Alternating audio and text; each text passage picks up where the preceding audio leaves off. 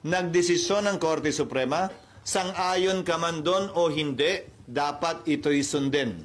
Kung hindi, magkakaroon tayo ng constitutional crisis at baka tingnan tayo ng mga karatig bansa natin at ibang tao na isang banana republic kung saan sinusunod lamang natin yung mga gusto natin. Ilang pananaw pa kaugnay sa desisyon ng Korte Suprema?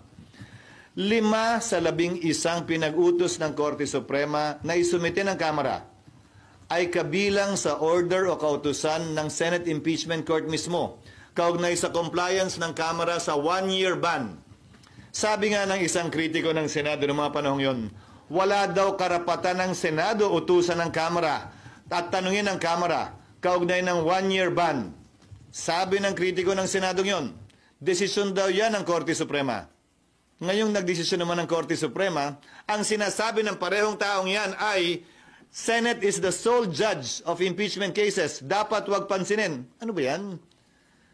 Talaga bang nagbabago kung ano ang tama, totoo at naaayon sa batas? Depende sa gusto natin? Hindi ba dapat? Ano man ang gusto natin, dapat ang sundin natin ay ang batas at saligang batas at ayon sa konstitusyon.